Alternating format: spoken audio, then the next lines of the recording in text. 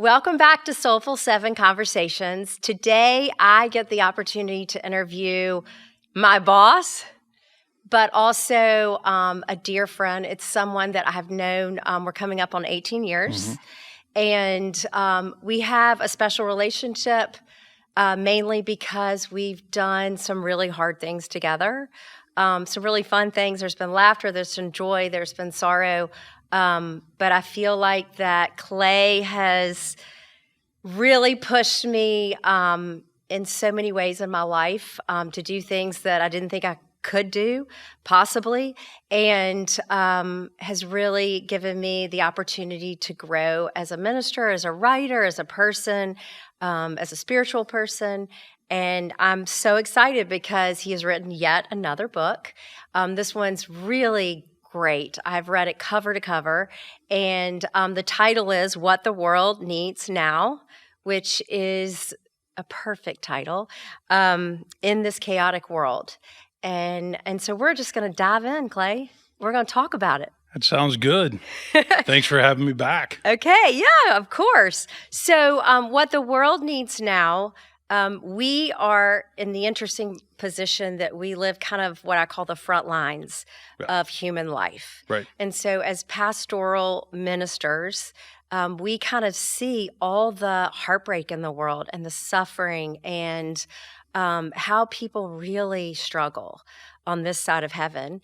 And we both kind of go into that place, that vulnerable place with people.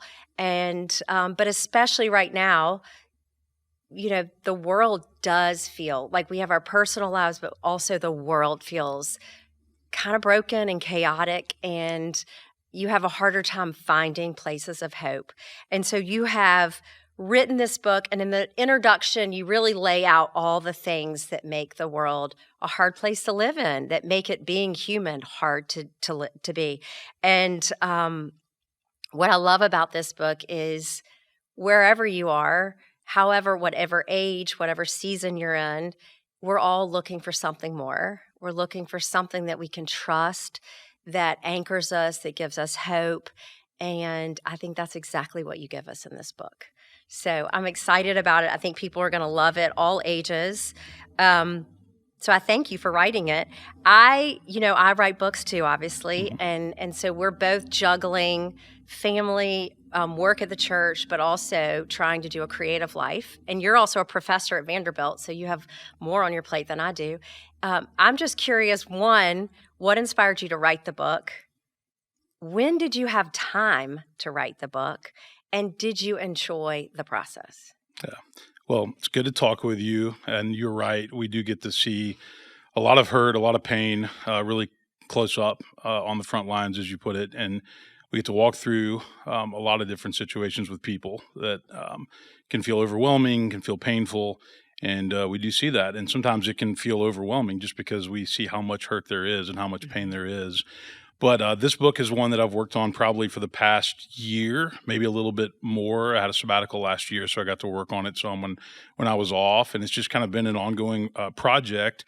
And my goal with Abingdon was to write a book that was on the shorter side, that didn't just lay out all the problems, because it's easy to lay out all the problems. We know what they are, but that offered and tried to offer some hopeful solutions to what people need and what they're looking for.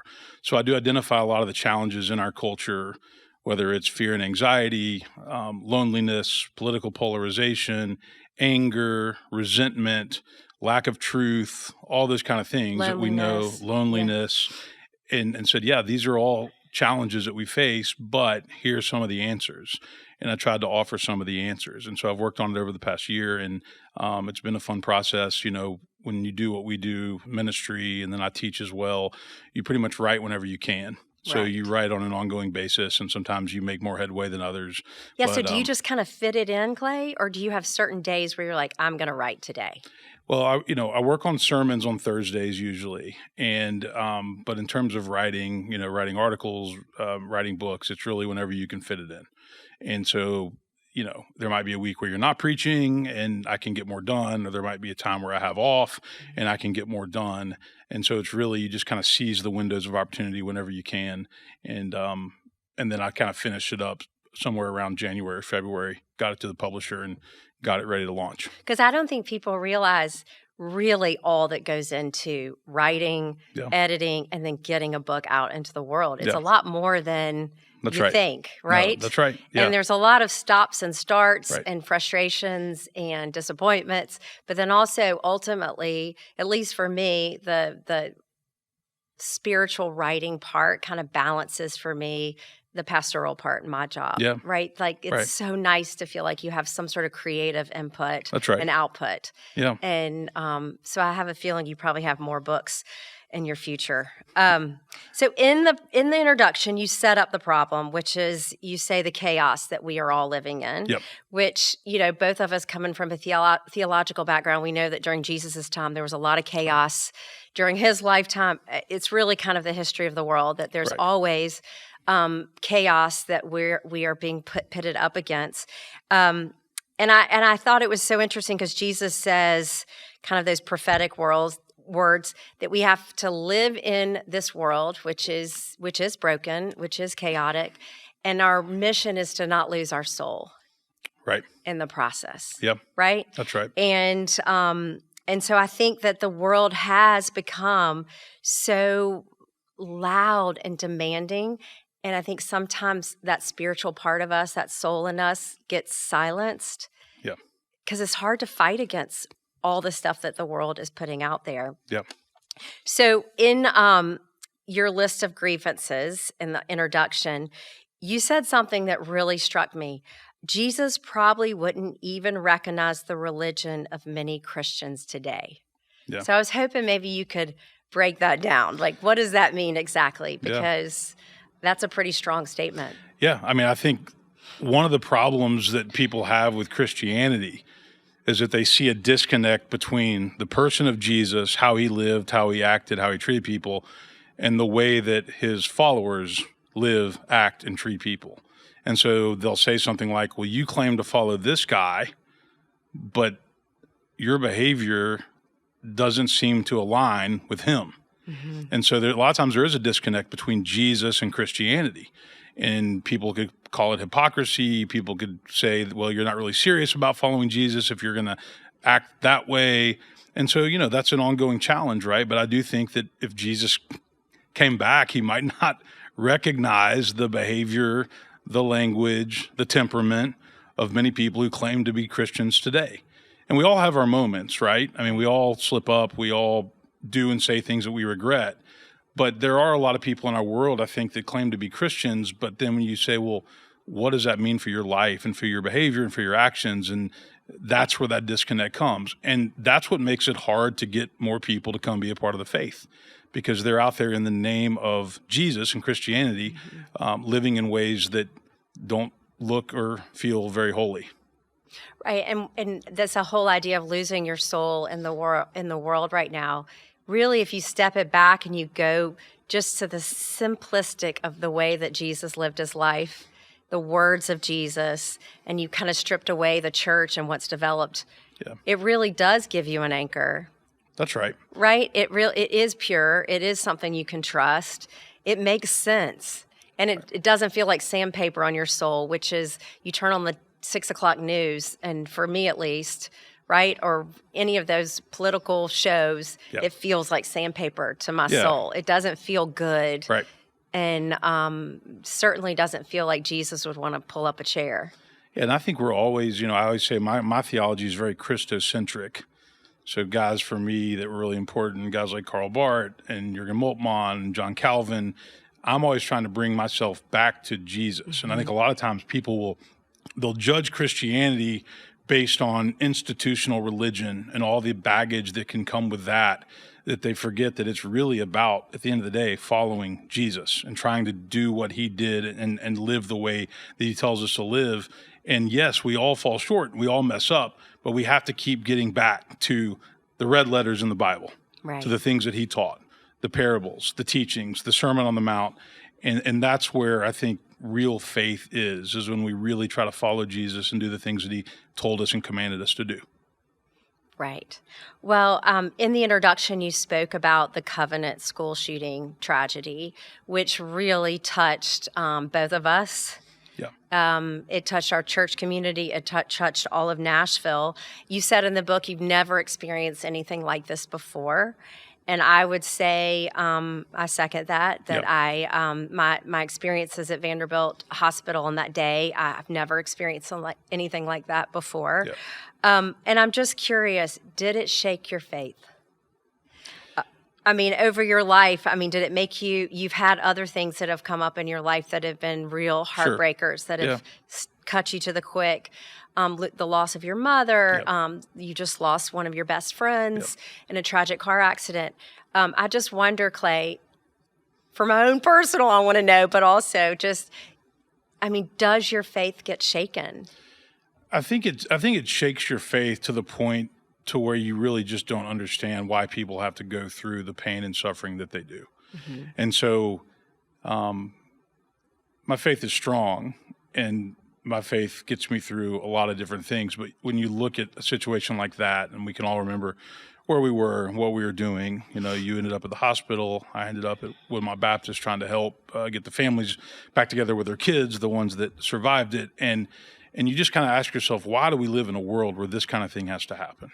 Mm-hmm. And it just is so gut-wrenching and so awful. But at the end of the day, I don't know how you get through something like that without faith. And the outpouring of love and support that came from that we don't go through it by ourselves. We don't go through it on our own. You and I both, even though we've been very close to people like Mike and Katie and other families that lost their kids, I mean, I can't even imagine what that's like, to have an empty room at home, to send your kid to school one day and have them not come back. You know, I can't even imagine what that's like. But what I do know is that people coming alongside and loving them, supporting them, not leaving them alone, being there for them, honoring the legacy of their children, that's really powerful. And so as awful as that day was, and I think it shook a lot of people, I think there was also a lot of good that came out of it, even though we never fully get over the hurt and the pain and the tragedy of what took place just down the street. Well, I mean, we both identify and have leaned into spiritual writers and thinkers, theologians like Henry Nouwen, Buechner, C.S. Lewis. In each of their writings, what I'm so drawn to is they show that, yes, like I had my, oh my God, why have you forsaken me moments. Like I've had my Gethsemane garden moments where I have questioned God, been disappointed in God, been angry at God. Yeah. Maybe even wanted to turn my back on God. Sure. And you've been given enough, Clay, in your own personal life, but also what you've seen just being a minister for 20 plus years. Yep. What do you do when you have those moments? Or are you steely on the inside and you don't have those moments? Well, it's the question of theodicy, right, that you explore in seminary. Theodicy basically is, if God is omnipotent and all-powerful, then why do these terrible things happen? And the truth is, we never get a full, satisfactory answer to that question. No, we don't. There are theories, there are, beliefs. Some people say things that are more helpful than others, but we never get an answer that is going to fully satisfy us, and we probably won't on this side of eternity. Right. But what I do know is that, if I could answer that question once and for all, if you could answer that question once and for all, then we couldn't keep the people out of the church, right? Because that's one of the criticisms of Christianity as well. Where was your God when this happened? Mm-hmm. Why, if you believe in an all-powerful God, then why did God allow this to happen? And those questions are really hard to answer. But I do know this, that it's in those darkest hours and those times of utter despair, when we feel like we can't move forward, we can't go on, that God does show up and shows up in ways that we could never expect. And it doesn't mean, I think asking the questions is healthy. I think people that have doubts and even people that get angry with God, I think that's a very normal human, emotion to raise. But ultimately, I think God does show up in our darkest hour and brings people alongside of us and gives us the energy and the hope and the resilience to press forward. And that's why I said I can't imagine getting through times like that without faith. Mm-hmm. Because if you just give in to despair and live a hopeless life, what kind of existence is that? Right. There are a lot of bad things that happen. Covenant is an ultimate example of that. And there's other things. but there's also so much good and beauty. And we can't lose focus on all the good and all the beautiful things just because of the horrible things. Life has got both. And some people think that if you live a life of faith, that means that everything's going to work out the way that you want, that the stars are going to align for you. And you and I both know that that's That not is true. not true. It's just not true. Oh, how I wish it was true, but it's not. It would be nice Right. if that was the case. But what we do know is that part of the Christian religion is that we do it as a community. We do it with each other. And so when we get to those times of life where we feel like we can't go forward, when we feel like the grief is too much, the pain is too much, that's when we lift each other up and we carry each other forward until we get to a better place. So this is a faith that's done in community. It's done with relationships, and that's where we find the strength to press on. Yeah, that's good. I totally agree, and we've witnessed it. I guess that's the two things that you've just said that resonate with me. The first one is, as people of faith and hope, we do have to, even though it can be so difficult and challenging, we still have to look for the good. It's like there has to. Sometimes it's really hard, and I would say weeks and months after the Covenant tragedy, it was difficult for me to feel that joy, right? To even like the places that normally would be, evidence of God and evidence of beauty and evidence of hope. It was harder for me to see it because the darkness did kind of eclipse that. Yeah. And I think you're right. When you say community, you need other people, whether it's your children or your spouse or your church, to tap you on the shoulder and say, look, help you see that joy, that hope again, right? That's right. And but I think it's too easy to say you're just supposed to do that. Right. Like if you're a person of faith, you should be able to see the good even in the midst of the darkness. And I think sometimes, the human spirit's pretty darn resilient, but I think that sometimes we really do need help. Right. And we are grateful because we do have a community of this church that is incredibly compassionate. Right. Rushes in with love, overabundance of love when people are going through hard times. But not everybody has that. That's right. And it is something that, you have to find who your people are, that when you are in the depths. Well, and that's something that you mentioned at the beginning about loneliness. We're living in a culture that is hyper-connected on screens and social media. But the research also shows that people are actually lonelier today than they've ever been before. And that's really sad because you're like, wait a minute, I thought we were connected on everything. But the connection on screens and social media and online is not the same as when people. Surface. It is. It's surface level. So it's a supplement to what we're doing right now, and being with a class or a group or a dinner group. And so there is a lot of loneliness. And I think I quote Ben Sass in there, who says that the number one health epidemic in our culture right now is not cancer, not heart disease, not hypertension. It's loneliness.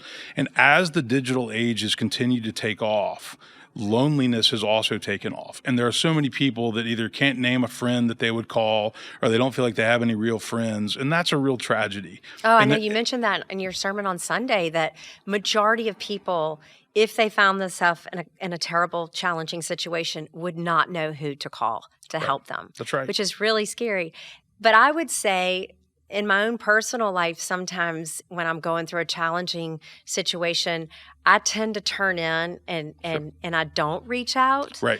I kind of, and so I feel like part of being a person of faith, a person that really does believe in hope, a member of a community like Woodmont, is recognizing when someone else is going through something and stepping in. Right. Right? That's Because right. we can't carry it all on ourselves. And sometimes it's really hard to reach out and say, I'm really struggling. Right. Like, I actually need some help. And so that's why when you gave that quote on Sunday, I thought, well, gosh, I have so many friends, but you do hesitate sometimes to reach out when you're going through something. Yeah. And I do a lot of, ministry to men's groups, and women are actually better at this than men. Mm-hmm. Women are better at cultivating friendships and relationships so that when something does come up, they often have a natural inroad to reaching out and asking for help. But men are often conditioned to, you've got to tough it out. You've got to provide. You're the rock, you're the pillar, and they don't reach out. And so a lot of times I get women that are like, will you please invite my husband to come to your Bible study? He's really struggling right now and he needs some help. And so by and large, all kinds of people can close up and shut down and feel like, they're going to push everybody out. But I think women, generally speaking, are better about their relationships and leaning on each other than men. I think men need to be more honest, more open, more vulnerable, and realize that they can hit a point where they too need help. And it's okay to reach out and ask for help. Well, you as an exemplar, I mean, you're 8 on the Enneagram. You are a high achiever, leader. You do carry a lot on your shoulders.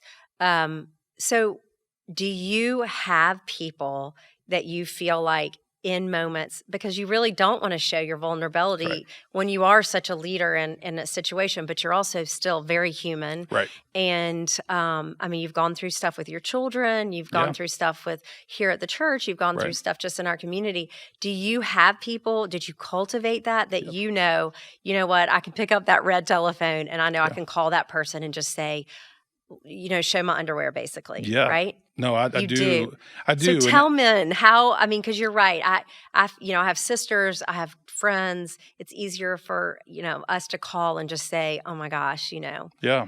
it's all falling apart around me. Well, I've always had that. I've had mentors in the faith, mentors in ministry, people that helped, kind of train me and coach me along the way.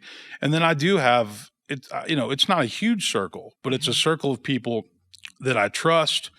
That if I really am struggling with something and I want their input, I know they're going to give it. If I'm really struggling with something and I just need their support, I know they're going to give it. And I think everybody needs to identify those people in your life and make sure that you have them so that when something comes up, you can reach out and you can say, hey, this is really hard. I mean, you and I both during the whole covenant in the aftermath of that, it wasn't just when it happened, it was after. There were people that reached out and said, how are you doing? Yeah. Are you doing okay? And that's really important. But I've always tried to be intentional about cultivating a small group of people. I mean, I have men's groups. Megan and I are part of life groups and dinner groups, and those are people that I can trust, and that if I need something, I feel like they're going to be there.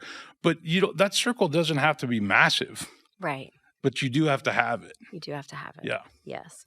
Okay. So one of the big missions of your book is you present this culture, our contemporary culture right now, where you really call out that we are missing values, we are missing virtues. I would say a moral code. Yep. Civility, kindness. You just have to flip on the television screen and you're like, oh my goodness, or, we are kind of in a period of crisis where I hate to go back and say, when I was a kid, growing Right. up, it didn't feel like it was like this, but I do worry that we don't hold anything sacred anymore. Yep. Like there's not a reverence for things that I feel like when I was growing up and my parents were raising me, were so important. Right. Your word is your word. A handshake is a handshake. Right. If I say I'm going to do something, I'm going to do it. Right. You can trust me. Like my word is my word. Right. And I feel like we certainly, that feels, especially in roles of leadership that we all get to see, that feels a bit missing. Yep. Right? Yep. And I know social media hasn't done anything to help that. The worry is, how do you swing the pendulum back, though, to my grandparents' generation even, right? Where you just knew that your values meant something, right? Your integrity. What do we do? Yeah. I mean, that's a great question. Something you mentioned earlier, I think you said, is it worse now than it has been before? And I get asked that a lot. And I actually think that it is. And the reason that I think that it is simply there's always been chaos. There's always been stress. There's always been challenges. But the full coming to fruition of the digital world, I think has made it more challenging today than ever before because we are bombarded with so much information. We are available at any time. People don't know when to turn it off. We are addicted to our phones. We're trying to raise children in an age of social media, and everybody's got different rules and ways of thinking as to what that should look like. So I would argue that it is much more challenging today. And I think, and I don't, people say, is it really? And I say, yeah, I think it is. I think it's much more challenging to raise kids today than it was 15 years ago or 25 years ago. Right. So some of the things that I advocate in the book is that we have to get back to priorities. We have to get back to simplicity. We have to try to find a pace of life that is sustainable. I mean, one of the problems, as you and I see with families, is they're doing everything under the sun, multiple sports, multiple activities, and they can't even breathe. Right. And they do I'm it that to person. And they do it well. You have 6 Yes, children, I know, but they goodness do it gracious. to themselves, and a lot of it's because they don't want their child to be left out. They want Right. their kid to be with their friends. But people are operating on this kind of dangerous level of exhaustion that is really kind of terrifying. And they're just trying to keep their head above water. And I'm not sure that they're experiencing fullness, quality of life. Well, I even look at Sunday because you talk about Sabbathing, Yeah. and I look at Sunday, and so we work on Sundays, right? And so our mornings for us, that is work. Yeah, pretty busy. And then I left church yesterday, and I went to a championship baseball game Right. for 8-year-olds. Did he win? And then he did win. A semifinals flag football game, which then we won that. And so at 6:30 on Sunday night, we were doing flag football championship game. And all the parents on the sidelines, everybody looked exhausted. Right. And if they didn't say it, they looked it. They looked it, yeah. And we're all thinking, oh my gosh, there goes our Sunday. Right. And, go not to harp back on the way it was when I was growing up, but in Spartanburg, South Carolina, everything was closed on Right. Sunday. You That's could right. not buy alcohol. Right. And other than church and Wendy's, Right. everything was closed. You couldn't go to the drugstore. You couldn't do anything. So Right. if it wasn't done on Saturday night, Yeah. and so it meant that you couldn't do anything but be at home. Right. And so I that is the opposite of the life that we're living. Yeah, you talk about rapid secularization. I mean, Will Willimon and Stanley Hauerwas and other people would point back to when they got rid of blue laws in South Carolina years ago or North Carolina, that Sunday just became another day. And it used to be, then the first step was, well, Sunday afternoon, you got church in the morning, but Sunday afternoon is available. And now it's Sunday is available. And that, when we talk about secularization, that is a slippery slope. And the hard part is, if your child doesn't want to play on the travel lacrosse team, well, there's 5 others that will. Totally. And so if going to church is really important for you and your family, because Sabbath ultimately is supposed to be about worship, rest, and family time. Mm-hmm. Well, 2 baseball games and a lacrosse game, is not restful. Or really family time. Or really family time. No, it's not. Exactly. So I think that it's up to people to find that balance. It's also up to the church, and we've had to do this as well, to creatively think about ways to reach people who are also having to live in that world. So we live stream every week. Mm-hmm. Somebody's at a Hampton Inn in Huntsville, Alabama. Well, guess hockey what? Tournament. Yeah. David Mason. Yes. Don't call David out. They can turn on the service and they can have a time to worship and connect, and that's better than just missing. So I would say that, yes, secularization can be frustrating, and it's like, where are the people, and why are there so many games on the weekends? But there's also this responsibility that's put on the church to say, how are you going to reach people that are also trying to deal with this other part of their lives? And then you and I've talked a lot about, guilting them about it really doesn't accomplish anything. Yeah. They already feel bad. They're already trying to keep their head above water. So if they can turn on the live stream and tune into the worship, hear the message, hear the music, then that's great. And that's one way that the church can expand its reach. But in terms of Sundays as Sabbath, I would still say Sabbath is supposed to be about worship, rest, and family. And when people Stillness, quiet, no right. rushing, no working. And when people don't do that, and then they jump right back into Monday, that's when they burn out. Right. Because it's like the Sabbath was made for humankind because we need to rest. God rested on the seventh day. Why do we think we don't need to rest? And so if you neglect it long enough, it's going to catch up to you. No, everybody feels it. That's right. When mom is tired, everybody knows it at That's my right. household, right? That's exactly right. I'm unraveled and lack in patience and That's right. right, a little short-tempered, and Right. it's true though. Like we're on this mad rush, all of us, especially if you're a working parent. And it doesn't feel, it feels very hard to get off the train. Yep. I mean, COVID made us get off the train, Right. but it For a little really while. is hard. We're right back on that fast moving train. Yeah. I want to go back though to this values and virtues, because you speak about virtues a lot and you speak about character. And I'm just curious, I mean, do you believe that we're born with our character, or do you believe we have to form it and practice character? I think that it's both. Okay. This is a little bit that original sin, original goodness that's right. that we talked about. I think we're born with it, but I think there's a huge responsibility that's placed on parents and families, and I would also add schools and communities, friends of your parents, to instill those values. And I don't think we're doing nearly as good of a job at moral formation, value formation as maybe we once did. There's some schools that are really good at it. I did some work with seniors for about 8 or 9 years at a school working on this and teach this at Vanderbilt. But I don't think we do as good of a job with it as we used to do. And I think moral formation is not just automatic. But we don't really have good examples right now in our world. Like that, we're going to talk about leadership, but I mean, I feel like we're a little more hard pressed to find exemplars in our culture right now that show us those things, that model those things for us. Right. So as parents, it's hard to say, well, actually look at this guy or look at this woman. I mean, she just really is exemplifying, what we want to show, kindness and humility and right. I mean, we're just not seeing that. I think they're there. We do have examples of it, but maybe it doesn't seem to be as common as it used to. The other thing is, if you're talking about, public officials, a lot of good people who really value virtue and morality and character, a lot of them, they don't want to run for office because they don't want to put their family through all the things that come along with that. So a lot of those people are staying away from public service and, running companies, being in the private sector. So I think there are still great examples out there. I think that there's coaches and there's teachers and there's pastors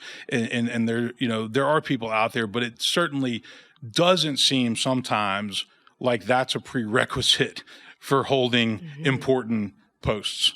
And I think that has been disillusioning for people. That it used to be like everybody thought, well, to do anything big in life, you need to have great character. And sometimes we wonder, is that still true? True, I know. Or is that true or not? And I think a lot of people really wrestle with that. Well, and the other thing that I mentioned from a perspective of being a parent, but also an adult in the world, is it does feel like the Goliaths, the bullies, are winning out more than the Davids. Yeah. Right? I feel like, it's just, where can we find kindness? Right. Just for kindness' sake, right? I mean, you just have to drive down Hillsborough Road to get to church to do this interview today. Yeah. And, I was putting my mascara on and getting honked at and people trying to make me move, it's not an immediate that you're going to be kind before you're going to be unkind. Yeah. Right? And I hate that. And I think going back to people being exhausted, people doing too much, people are on edge. And so they're not carving out time for quiet and stillness and kind of soul restoration. So then when something happens in traffic or in public, people are much more likely to lash out because they're on edge, because they haven't done the soul care that they need to be more patient, to be more understanding. So it all starts with the inner work that you need to do, which is what all the great spiritual thinkers talk about, is that you're the only one that can do the work on your heart and your soul.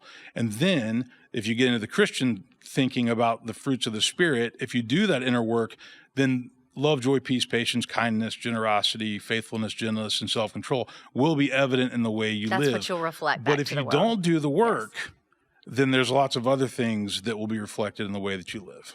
Well, and unfortunately, and I'm speaking from personal experience, but also just the world we live in, it usually is the last thing that we focus on, Right. right?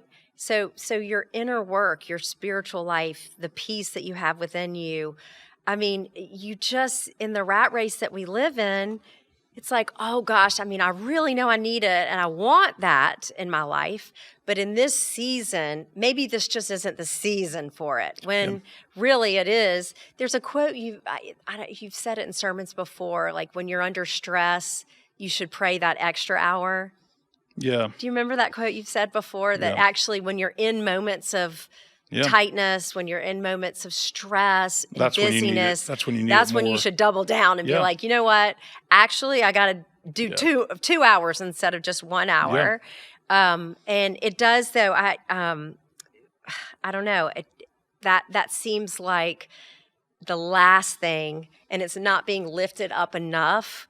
Oh Right. gosh, you need to just get quiet. Like, you should really be doing one of those meditation things on your phone when you're in the car, or you should try to go to church and hear that music and let it fill you up. Go to Radnor Lake, read the Bible, even if you just read, the Psalms, read something.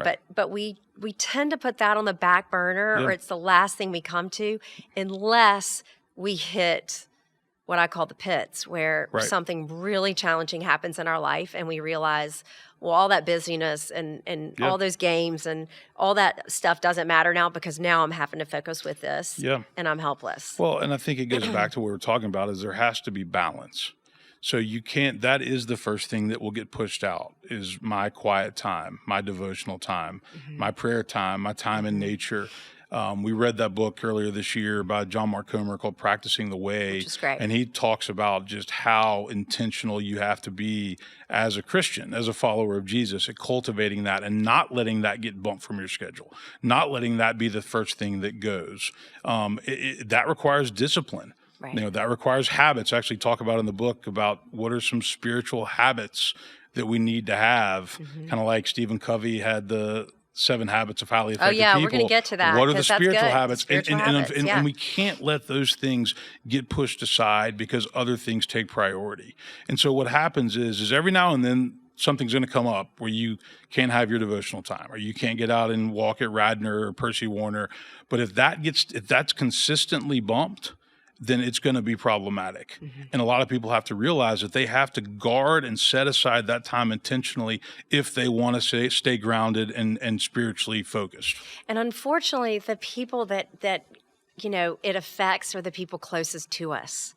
Right? So when you're bumping Radnor Lake, or you're bumping, spending quiet time, or doing one of those mind space meditations, or, the people that really feel it are the people you love the most, right? And your little inner circle. I mean, the person on the airplane isn't going to know that you're fraying at the edges. And usually the people you work with aren't going to know it necessarily. It's the people that are at home that are going to know about it. Well, and you've heard me say over the years that all of us can be guilty of giving strangers and other people our best, and giving the crumbs or what's left over to our family, our spouses, our kids, when they're the ones that actually deserve our best. Our best. And so, that's an age-old problem.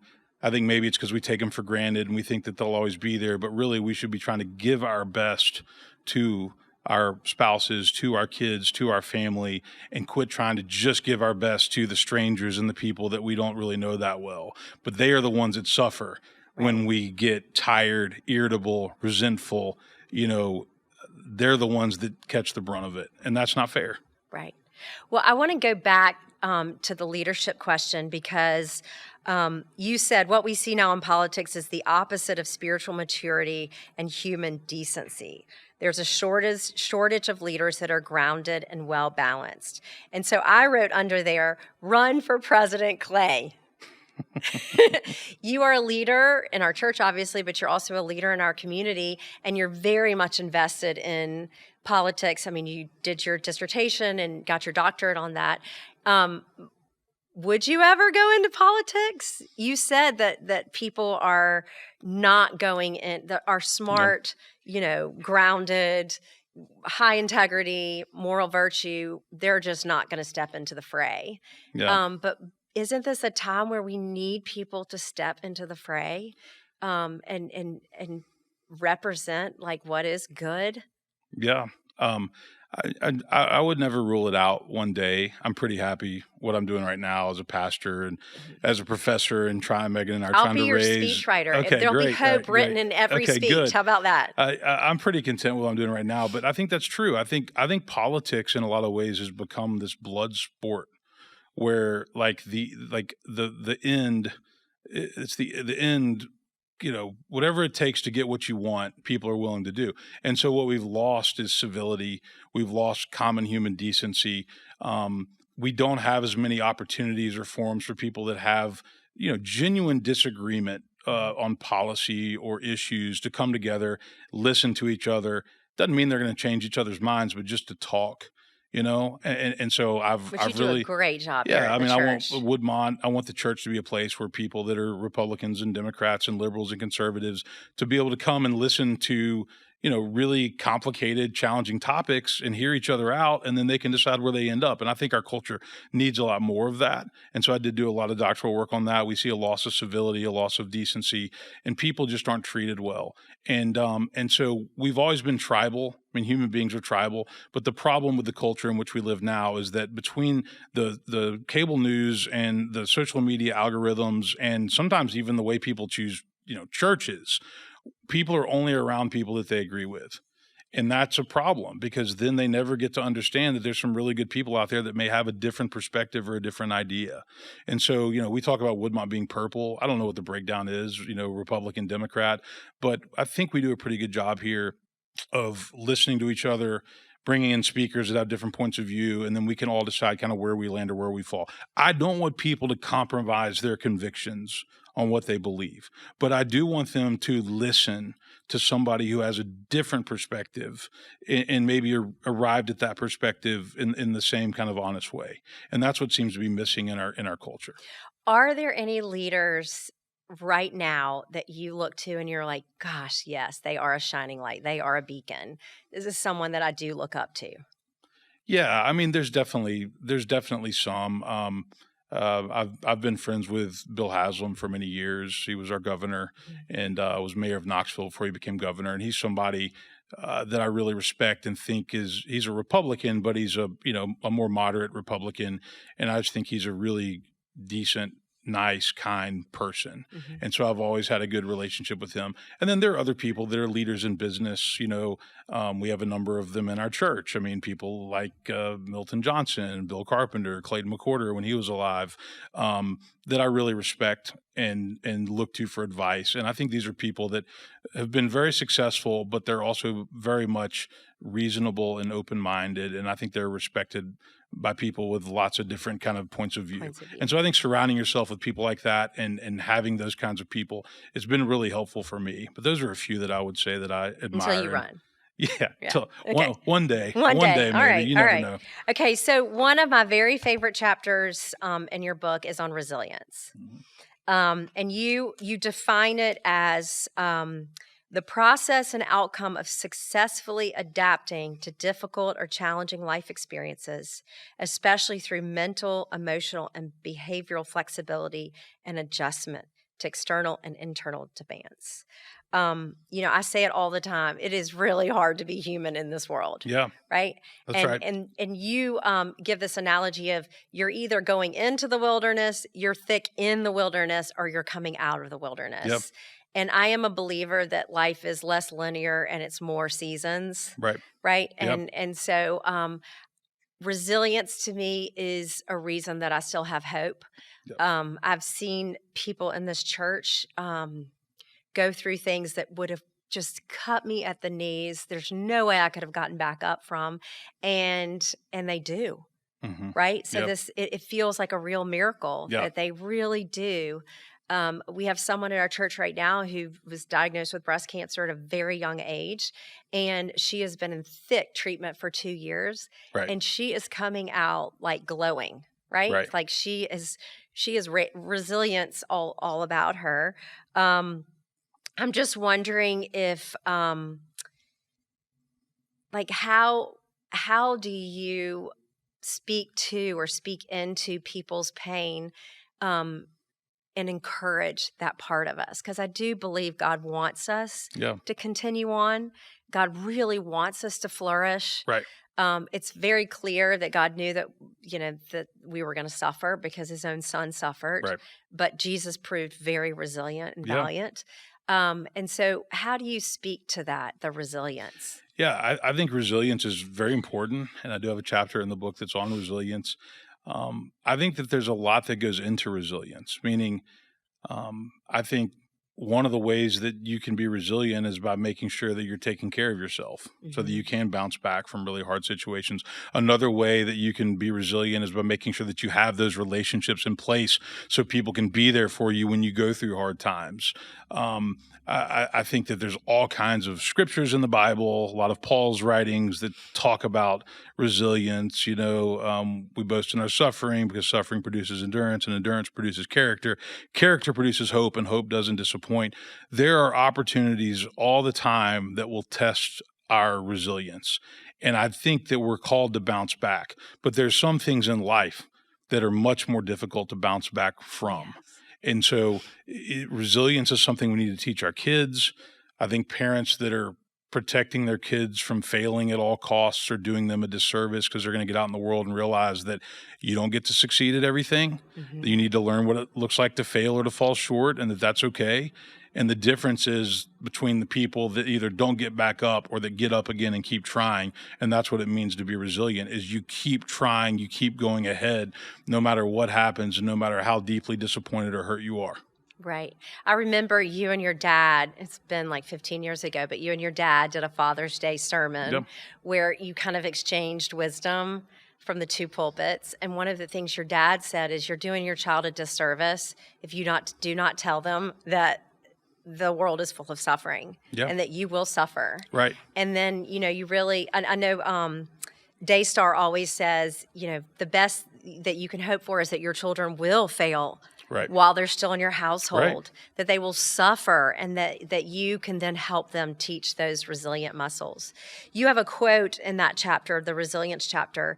It's by David Moore, and he said, "The model we have in Jesus is that while God does not cause or desire our suffering, that the very suffering can be the means by which we are caught up in an even deeper relationship with God and other people." And I just thought that was the best. Yeah. That just sums it up, because, truthfully, it is, unfortunately, and I will have discussions with God when I do meet face to face, but because sometimes I think the suffering is it's just more than one spirit should have to bear. Right.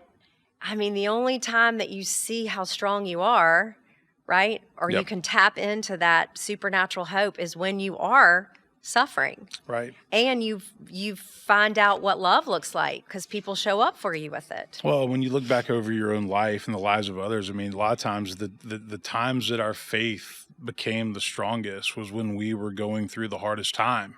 And we can appreciate that in hindsight, even though when we're going through it, we feel like, when will this end and why did this happen? But that is when our character is strengthened. That is when our faith is deepened. And so I do think that, going through hard times, even though they are hard. And we do wonder, why do some people have so much more pain and suffering than other people? And that's a question, again, that I don't think we'll ever answer. Some people have so much more pain and suffering. And we all know people that it's like as soon as they get a break, something else happens. It's the and story of Job. Yeah, and Yes, you just they can't, just you keep can't getting believe it. But I do think that it does deepen our faith. It makes us resilient. And when it comes to our children, yes, we can't teach them that life is always going to be easy and they're always going to succeed. We have to teach them that life is hard, and there will be pain, and there will be setbacks, and there will be times when you're lost and confused. But tell them, I love you and I'm here for you, and God loves you and God's here for you, and you can get through it. But it's not always going to be easy. Right. Well, right now, if you had someone in front of you and they are really presently lost in the wilderness, they are like Moses in the wilderness. They can't go back, and Right. they definitely don't see a light at the end of the tunnel, Right. a way out. Right. Maybe they do not feel God. Right. They do not feel any kind of closeness or connection to God. Their prayers feel like they lay flat, that they're not answered. what would you tell someone in that place? Yeah. Because it's really, when you're in that place, the ultimate hope is that God is you won't last there. Like, you are going to make it to another place. That's right. But when you're in that place, Right. it's really hard Yeah. to see anything. It's tunnel vision, and you really have a hard time seeing what you give a couple of suggestions in the chapter. One is focus on a future where life was going to be better. Right. And that is, it makes sense, but when you're in the weeds, it's hard to understand that maybe one day the joy will return, as the psalmist says. You also give some practical tips, which is, you're going to have to accept what you cannot change. Right. Right? Yep. Like, there are just some things that happen in your life that you're like, I can't.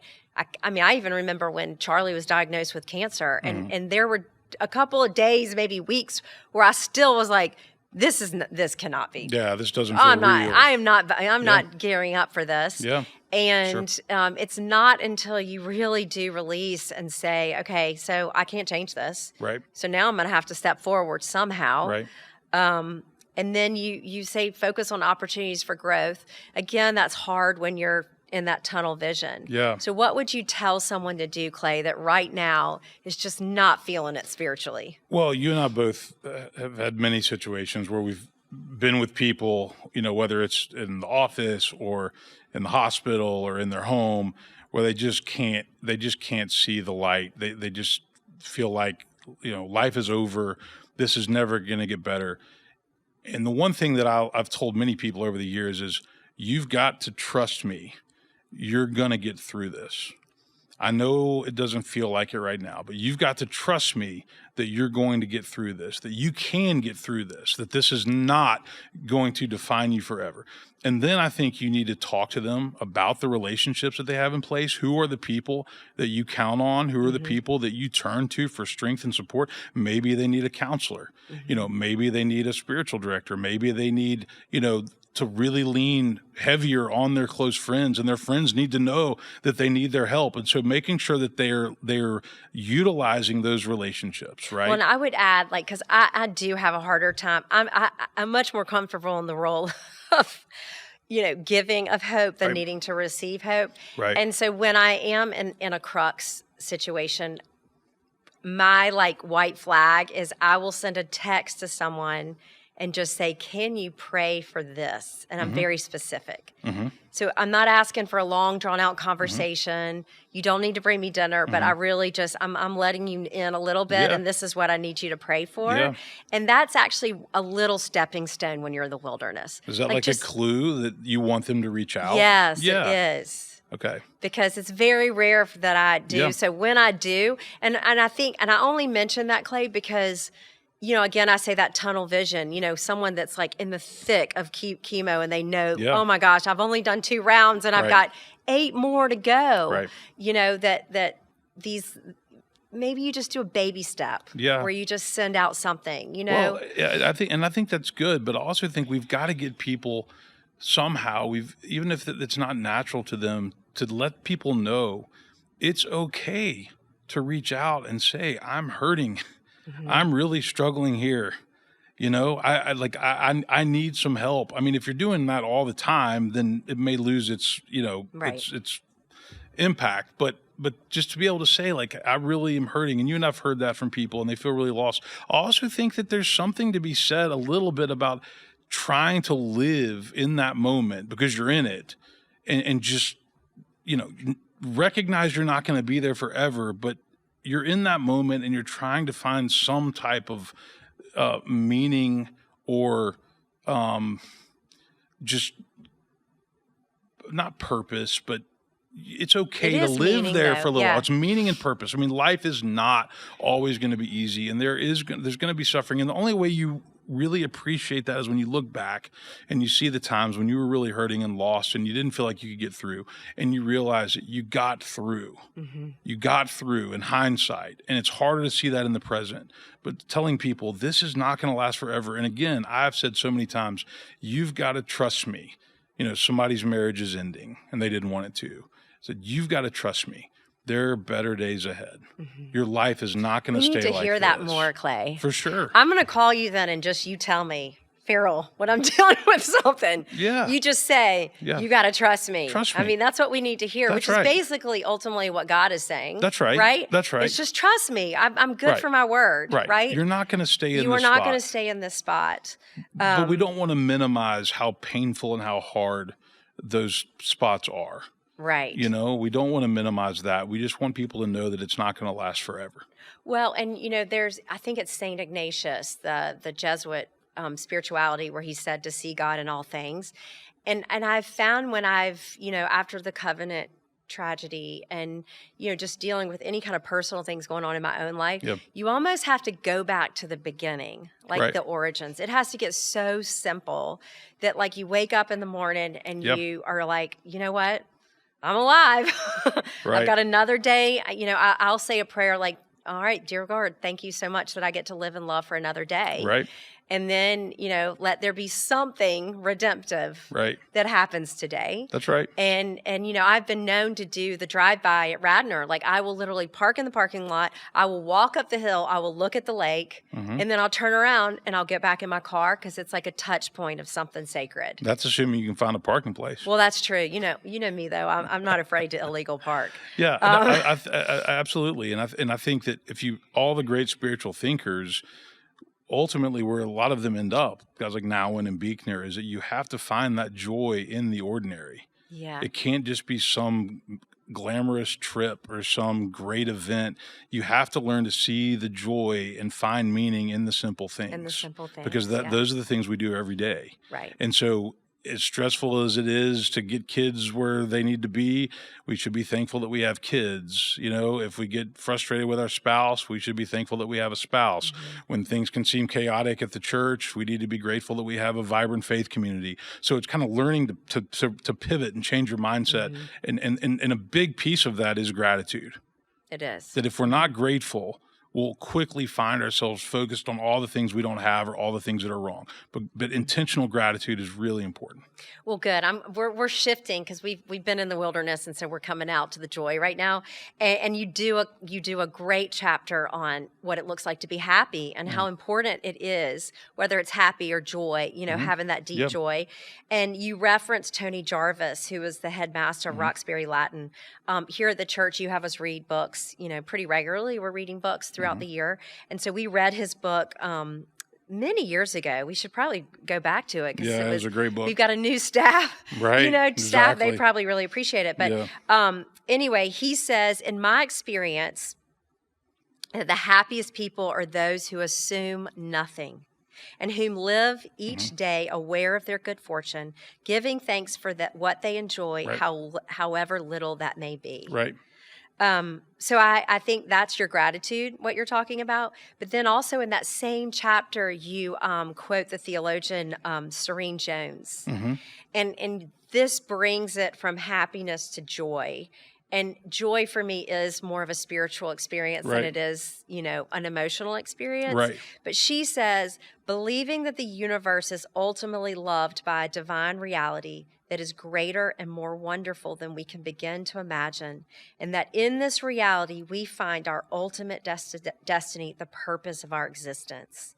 And so, I've used that metaphor of the wilderness, but at some point we do have to pull back and see the big picture. And the big picture is we live in a God-president world. Like God is here and working and redeeming and resurrecting. I mean, you only have to look at nature to see that that's what the plan is. It's a blueprint. Happens in nature, but it also happens in human lives. And maybe that's one of the answers to that question of what do I tell someone that's in the deep, dark pits.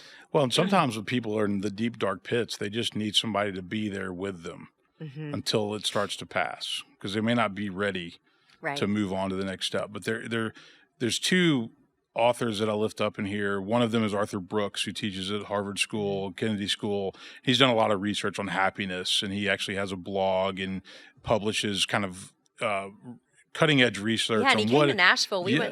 We saw him, yeah, right? he's He come was to great. Nashville quite a bit. Yeah. The other person is Jonathan Haidt, the guy that wrote The Anxious Generation, but in one of his earlier books, he gave 3 theories of happiness. And I've always found this interesting. The first theory is that happiness comes from getting and achieving. So you get the new car, you get a new house, you get a promotion, and he says, yeah, that's true. It's the consumer mindset, but it's short-lived. The second option is happiness comes from within. It's more like the Buddhist mindset. You block out desire and you really focus with it. And he says, yeah, there's some truth to that. But even that's limited. Ultimately, what he says in the book called The Happiness Hypothesis is happiness comes from between. That it comes from the relationships that we have, comes from the networks that we build. And true happiness, true meaning in life comes from between, that web. And so you always have to cultivate your relationships, your friendships, your family, and that's where happiness and joy is really found. Well, I mean, your scripture this Sunday was, love God. Yep.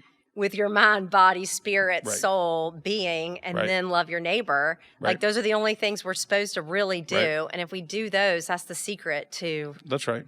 one, a meaningful life, but also joy that's sustainable. Right. Right? If you're doing those things. And joy and happiness are definitely related, but I think joy is deeper. I mean, I think you can experience joy at a funeral. You can experience joy during really difficult times. Happiness is often tied to external factors like, do I have enough money? Is it pretty outside? Are my kids behaving? Are we going somewhere fun for vacation? But joy you can find in the good times and the bad, and joy is deeper and it has staying power. And so joy is much more spiritual. It is. And I can give you an antidote for that. I did the funeral for the NFL. Mm-hmm. He was the quarterback. And for Don Hasselbeck, who was just this extraordinary human being. Mm-hmm. And, normally you would think at funerals that you would feel this sense of just, one, sadness, but also a little bit of fear about your own mortality, at a funeral. And I came away feeling such deep joy. Right. Right? Because one, he had such confidence in God. Right. So on earth, but also in heaven. Yep, and I came away with this really deep strong sense faith. of joy. And a strong family. The Hasselbeck family is very close, and they're tight knit. Right. Yeah, there's something to be said about that. Okay, so, your longest chapter in the book was on love, which I love. Mm-hmm. I'm kind of known on the staff that if someone's in love, falling in love, that, I'll step in and work for them or let them go on a trip or something. All the rules are out the window if you're in love. All the rules are out the window if you're in love, yes. But you quote from Bishop Curry, who said that there's a universal hunger to love and to be loved. Yep. And I wonder if everything that we have talked about today, what the world needs, what we need spiritually, I wonder if it all really does come back down to love. Yeah. So if you are, and Don Hasselbeck did that well, which is why I probably came away from the funeral feeling joy, and his family felt joy. Right. Is because he loved well. Right. And he was well loved. Yeah. And we both have done funerals where maybe that wasn't the case, unfortunately, right? Yeah, where you have felt a sense of deep achievement and accomplishment in someone, right. but maybe those parts were missing, the love parts. Yeah, I mean, it kind of goes back to David Brooks's whole, resume virtues and eulogy virtues. Resume virtues are the things that make you successful. It's your education. It drives your, economic opportunities and your work opportunities and all that. But he says at the end of the day, it's your eulogy virtues that matter. Right. And that's what you're talking about is do you love? Are you a good husband or wife or mother or father? Do your kids know that you love them? Do your friends know that you will sacrifice for them and be invested in them?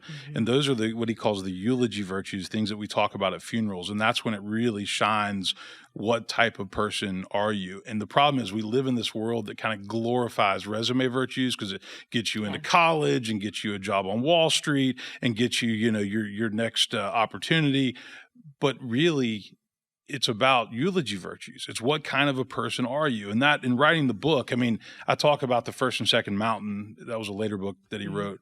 But at the end of the day, what type of person are you, and what type of relationships do you have? I mean, I said Sunday that the quality of your life is always directly tied to the quality of your relationships. And so Don Hasselback had lots of great relationships, both in the NFL and with his family and his grandchildren. And that's, at the end of the day, what speaks louder than anything, is what types of relationships do you have, and how do you treat people? How do you make them feel? And I also think that, going back to this, how hard life can sometimes be, if you know you're loved, Right. you can pretty much handle about anything. That's right. Right? Because if you know I've got people, well, I've got God, but I also have people, Right. then you do know how to put your foot Right. in front of the other. Our new Pope, he said that he did a sermon and the title was Only Love Matters. Mm-hmm. And I think that's what it really comes down to, Yeah. right? Is that only love matters. And, Jesus is, sacrificial love. There's nothing more profound or powerful on earth than sacrificial love. Well, and unfortunately, one of the problems in our world is that we live in a time where a lot of people don't feel loved, or they haven't experienced love, or they don't think that anybody would be there for them or cares about them. And so the inverse Call is me. true. The inverse, Call me, text me. The inverse is true as well, that if you don't Yeah. feel loved and you feel lonely and isolated and like nobody cares, then you're probably not going to treat people well, because you're not operating from a healthy space. Right.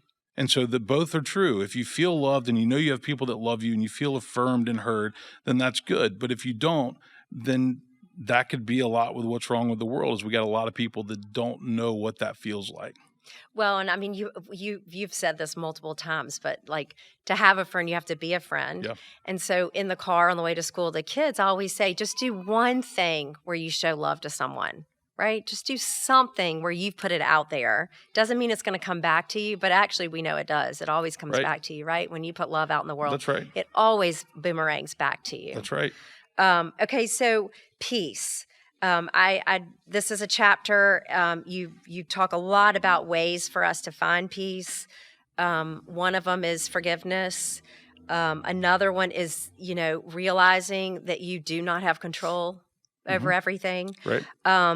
You tell us to not get sucked into unnecessary conflict. Yeah. Which I think it feels intuitive, but how do we get sucked in, especially in family life? Right. You say to learn to be fully present in the moment and let go of multitasking, Yeah. which that is my greatest flaw.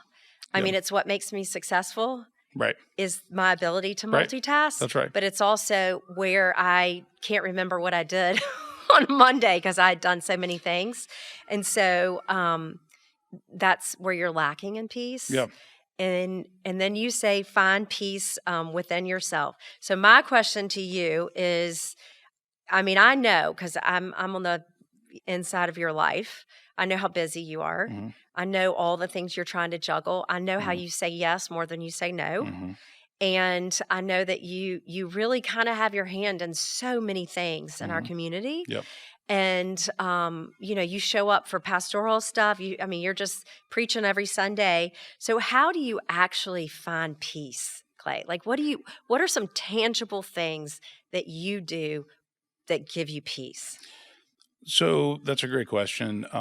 I do think that going back to the pace of life and overcommitment and busyness, that's a big reason why people don't find peace. And you and I both have weeks like that where you don't feel like you have any pockets for peace and you feel like you're on a runaway train. I try to build my schedule very intentionally. So, for example, I work Sundays, Mondays, Wednesdays, Fridays. Tuesday's my off day. So I'll try to exercise, I'll try to read, play golf, go have lunch with a friend. Thursday's my sermon day. So I work from my home office and I'm working on sermons and I'm reading and writing. And then Friday I'm back in the office. So I try to structure my week to where it ebbs and flows. Mm-hmm. Does that make sense? So I think you have to be very intentional about how you schedule your time. I think you have to be very intentional about what you take on and what you don't. And you and I both are probably guilty of saying yes to too many things because we love people. We don't want to disappoint them. And there's a lot of really important stuff out there, right? I mean, there's things that we believe in and want to help with, but sometimes you just can't. Right. And so I think so that goes back to a lot of the work that Henry Cloud has done on boundaries. That you have to have boundaries, because if you don't have boundaries, you won't have any peace. If your phone is always interrupting you when you're with family, with dinner, with, if you're working around the clock, that's not going to bring peace. I would say for me, I mean, a lot of the peace that I find comes when I'm with my family or with my kids, when I'm able to get out and walk or exercise or play golf, be in nature, when I'm able to travel, take a vacation, go to Swanee for a couple of days. I mean, I can go to Swanee for 24 hours and, And you and feel come back and relaxed. feel renewed. But at the end of the day, I think, Jesus said, my peace I leave with you, my peace I give to you. I do not give to you as the world gives. And that is so true. Oh, it is The true. peace he's offering is a different kind of peace, but Mhm. we have to build in time for it. And sadly, many people don't. So for me, it's having a schedule that does this, and then making sure that I don't, the times that I have for reading, praying, writing, devotional, that doesn't get blocked out by other things. And do you have like a time of your day? I know some people get up at 5 Yeah. a.m. and they do their spiritual Yeah. time. I mean, how do you fit in? Because most people look at us and they're like, oh, well, they work in the church. So Right. they just naturally have that. Right, And yeah. it's the exact opposite. They have because, peace all the time. Yeah, Right? exactly. Or Right. we have this Yeah. nurtured spiritual life all the Yeah. time. And actually, in some regards, ministers have to double down. I mean, they Right. have to do even more. Well, Woodmont is a very big, busy church with lots going on. And the things that allow a church like this to grow and thrive are not necessarily the same things that allow you to find peace. Right. Because it's busy and there's always something happening, right? And there's always somebody that's in need or hurting. Mhm. And so you have to set boundaries. And for me, I mean, yeah, I enjoy I get my kids to school, and then I enjoy time in the morning where I can drink coffee, reflect, typically, I mean, I can write in both the morning and afternoon, but we'll try to, get going in the morning. But it's more just making sure that whether it's the morning or the afternoon, I mean, there's something to be said about starting your day with quiet time, whether it's 10 minutes or 30 minutes, having a devotional. One of the reasons, just like your book, like Soulful, this is a shorter book with short chapters. Having a devotional book, taking the book of Proverbs and having something to go by every morning for a devotional time is really important. And then trying to honor that.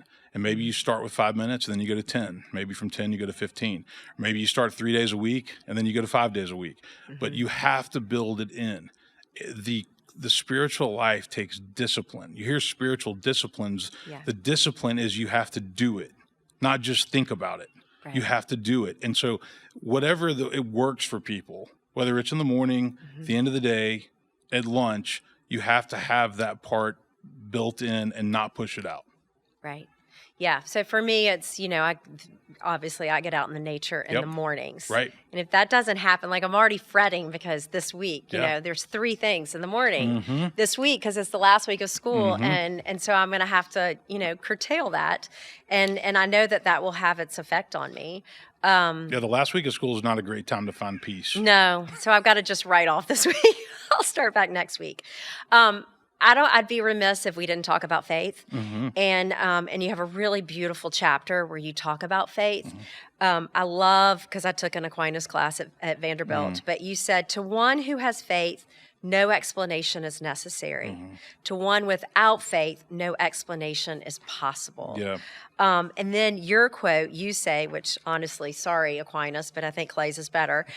He says, our faith gives us hope in this future, hope that things will be better, that God's design for the world may more fully come into being, that we may grow to be more fulfilled and spirit-filled people and help others to do the same. So if you could just speak a little bit about, it's such a big word, this word faith, is it a noun? Is it a verb? Right. Is it a way of being? Is it what you believe? Is it how you live? And so I'm just curious. And then also for me, because, hope is my word, are hope and faith on the same coin? Yeah. Right? So Yeah. how would you speak to that? So I think faith and hope go together. I've always Okay. told you that. I Yeah. think faith and hope are two sides of the same coin, meaning I don't know how you can have faith without hope, and I don't really know how you can have hope without faith, even though some people like to differentiate those. A life of faith means different things to different people. But at the end of the day, I'm trying to debunk some of the common misperceptions about what it means to live a life of faith. Like, a life of faith does not mean that everything's going to line up and work out for you, that you're not going to have problems and setbacks, because you will. But a life of faith basically means that you're willing to trust God and press on, even when you don't understand. And to me, that doesn't mean that everything that happens in life is the will of God. I mean, I think there's a lot of things that happen in this life that we can't understand or explain, and I'm not Nor willing would God to say, take saying that God was involved in it. No, that's right. And some people don't like to hear that, but there's just some things that happen in this life that I just don't get. And maybe if it is the will of God, then one day God can explain that and show it to us. But I don't think that everything that happens is the will of God. But I do think that God can get us through the hardest possible situations, and we have to have faith that it's going to be okay. So faith is basically not only trusting in God, but also trusting that you can get through to a new reality and to a new hope or new beginning, and it's going to be better. So it's looking forward, it's pressing on, and not just living in despair or living in regret or looking backwards, but it's looking to the future that God has in store for you. And I think that faith and hope, two sides of the same coin, help us to do that. Okay. In the final chapter, I think it's the epilogue, you quote Ernest Hemingway, and you say, "There's nothing noble in being superior to your fellow man. Yeah. True nobility is being superior to your formal self," which I love. I mean, that is such a beautiful way to in this book, to conclude this book, because it's a lesson that your kids can live by, that we should, be living by. Yeah. And I do believe this is a book of hope that you've written. Yeah. And I do think that it's a legacy that your kids will have, that your church will have, because there's so many nuggets of light in this book, that I think can really offer people a way to step forward. Yeah. A way to embrace a fuller, more meaningful life by reading this book. I want to conclude, as I conclude all Soulful Sevens, talking about hope, obviously. And so you've touched on it a little bit about, faith and hope are kind of on the same coin. But the book opens with what the world needs right now in an age of chaos. And so my first question is, first part of the question is, do you believe there's hope for us in this world that we live in right now? Absolutely. And what does that tangibly look like for us? Yeah. Part of finding hope is not losing sight of all the good and beautiful things in the face of tragedy and suffering and heartache. There's still so much good. There's so much love. There's so much beauty. There's so many people out there trying to make a difference. And so we can't lose sight of that. We can't, when we go through the hard times, when we go through the painful times, we can't lose sight of all that is right and good with the world. We can't throw all that out just because we're upset or disappointed, right? But absolutely, I think there's hope. And I actually, part of writing this book was to inspire people to keep going and keep shining light into the dark places. Everybody has people around them that are struggling, that are challenged, that are having a hard time, and you could make all the difference. But you got to open your eyes and see that there's somebody there that needs you to say, "Hey, come on, it's going to be okay. You're going to get through this." I mean, a lot of what we do as ministers is shine light, cheerlead, pull through. It's going to be okay, and that's a mindset. Are you saying, right? "Trust me"? Yeah, I love that, Clay. That's right. I'm going to start calling you. Hey, listen, this is what's happening, and I just want you to say, "Trust me." Trust me. It's going to get better. You may not be able to see it right now, but it's going to get better. But absolutely, I think there's hope. I think you've, in all the years you've been working here with me, you've done an amazing job of shining light, spreading hope, keeping that smile going, reminding people of the good, walking with them when they're sick or when they're battling cancer, going through chemo, or have lost a spouse. Like, people need that hope. They need that encouragement. They need that positivity. And there's some situations where if they didn't have that, then they might not get through it. And it's so important. So absolutely, I think that there's hope. And I think part of our job is to continue to spread that hope, spread that joy, and spread that love to a world that has a lot of pain and hurt. Well, and I'll often say, it's all about this race. around the track. And one moment you're the one that's passing the baton of hope, right, to someone else. But believe me, you're going to get halfway around that track, and you're going to desperately need someone to pass that baton to you. That's why God gave us one another. That's right. Well, Clay, I love you. What the world needs now, take a look. This is the book that you should buy everyone for Father's Day. Like all these wives, this is the one. Buy this for your husband. But also you read it too, because it has so many nuggets that you can pass down to your children, but that also will improve your own life. It's been so fun talking to you. I'm proud of you. The book is really great. Like you said, it's short. Like it's a book that you can really come back to. I mean, I've outlined mine, and so that I know pages that I can refer back to, like the resilience one, the hope one, the love one. Those were my favorites. But anyway, it's a great book. I highly recommend it, and I thank you for talking today. Thanks for talking to me, Farrell. Yeah, absolutely.